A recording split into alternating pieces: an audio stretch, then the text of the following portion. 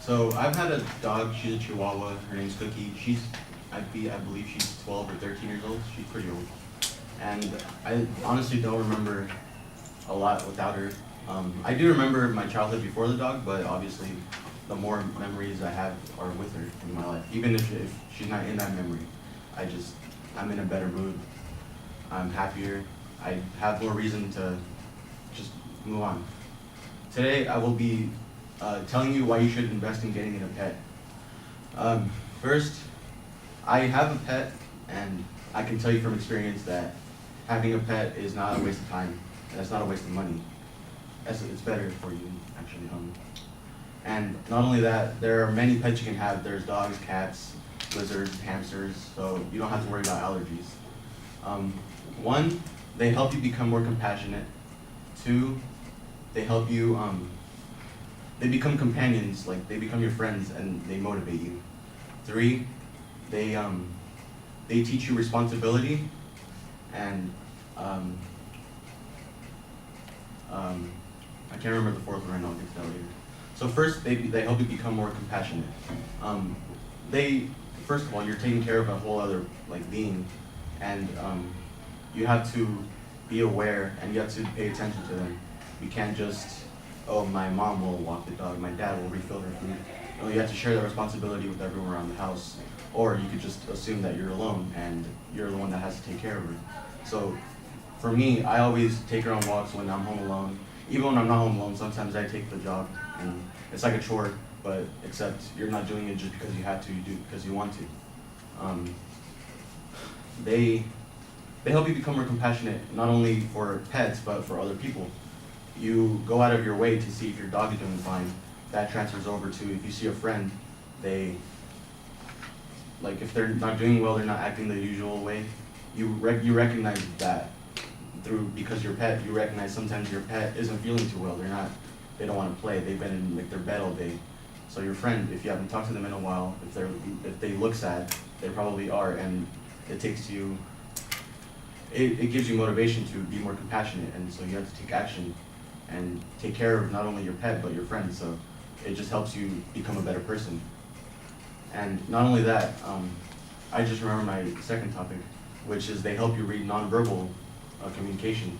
So as I just said, sometimes your pet isn't feeling well, or even that, if you learn to read nonverbal actions. For example, when my dog needs to go to the bathroom, she stands by the door, and then we always say, "What do you want?" And then she starts wiggling her tail, and that means she wants to go outside. And this also transfers over to people, especially it helps if you're looking to get a job, or if you're working already. You'll be able to notice if your boss or coworkers are in a good mood or a bad mood, or if they give you that look that, like, you can recognize. Sometimes your dog gives you like, "Yo, what are you doing? Are you supposed to be doing something? Like, play with me." Or your boss kind of gives you that look like, "Yo, what are you doing? Why aren't you working?" Yeah, they help you just be more compassionate, and you learn to read movements, not just by words. And my third, moving on to my next one, they teach you to be responsible. They teach kids to be responsible. Adults, doesn't matter the age. For example, if you and your spouse, before you have a kid, you want to learn responsibility, you can get a dog together, you can get a cat together, just a pet, and you kind of learn together like how you can divide the responsibilities, and that transfers over to having kids. Or if you already have kids, then you can teach your kid how to be responsible, how to be compassionate, and it's good to start at an early age, because it's never too early to learn that you need to not only care for yourself but also for others. And that's a great way to teach kids that, by getting a pet. And moving on to my final one. Forgot what I said. Can I look at my phone real quick?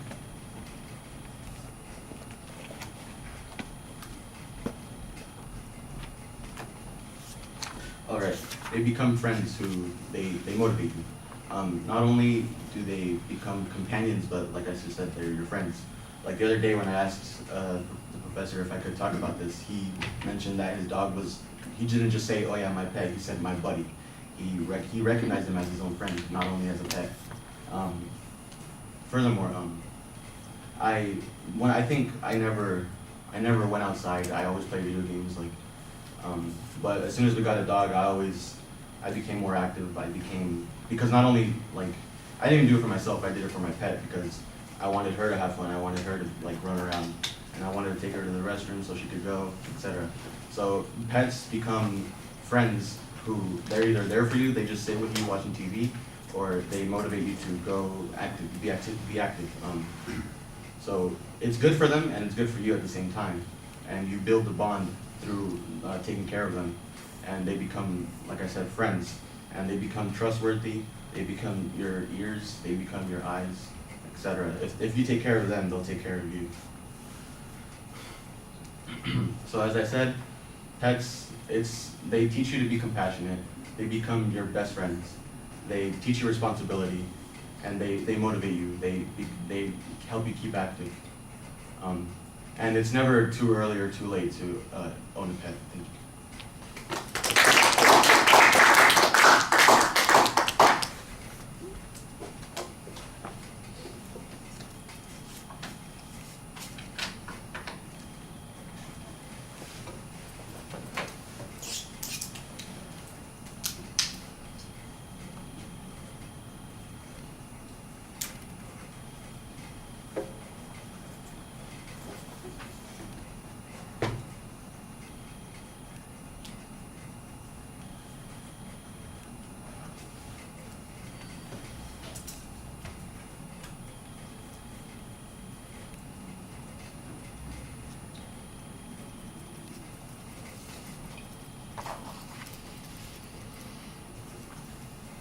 All right, so Joshua, what did you think? I thought it was a lot of good. You supported your main point, and why you should own dogs or a pet in general.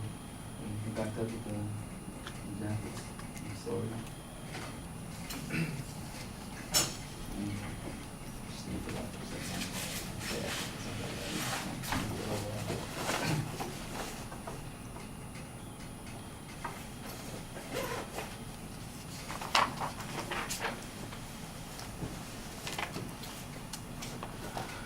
All right, well, the use of your own experience is okay, I think, as an attention device. I think that works pretty well. The problem is that that's what you use for all of your supporting points, which is not necessarily a bad thing to include, but when it's all that you've got, I think it's a little bit of a problem.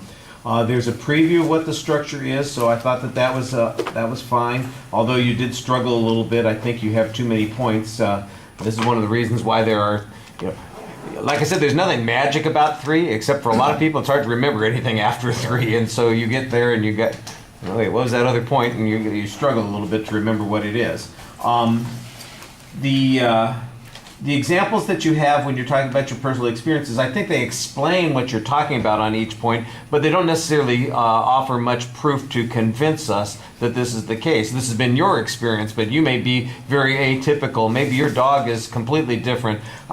You had one point where you talked about being able to learn to read nonverbal behaviors. And so it'd be great with your boss and your coworkers. I've said, oh great, so I'm going to learn how to let my coworkers out to go to the bathroom, because that's the one nonverbal example that you showed there, and everything else I think is an inference. Now there might be some research on this. There might be somebody who has written about this, but you're not citing any of that material in the presentation, so it feels very thin. It's all first-hand experience, which is not unreasonable, but your ethos is not necessarily enough to build a strong argument. I think that there are a lot of people who would discover that they don't necessarily learn responsibility. Let's face it, the world's full of people who aren't very responsible, and they don't learn the responsibility, they abuse the responsibility that they have. And what you want to tell us is that there's only one way that people can adjust and change, and the problem is that, like I said, that there's not a lot of content other than just the supporting point that you have and then your own experience. I think that you do a pretty good job speaking to the center of the room. You make eye contact, but it's like the camera and I are where all of your focus is, which I appreciate, but I don't know how anybody else feels. They might feel a little bit left out, and I think especially since you're talking from your own experience, that you want to be a little bit more intimate with the audience and maybe step up a little bit, look at people and talk to them individually, as well as, just kind of facing the front of the center of the room. That'll help connect. And since you're depending on your ethos to sell this idea, I think that that's an important part of the presentation. All right, let's stop there. Thank you.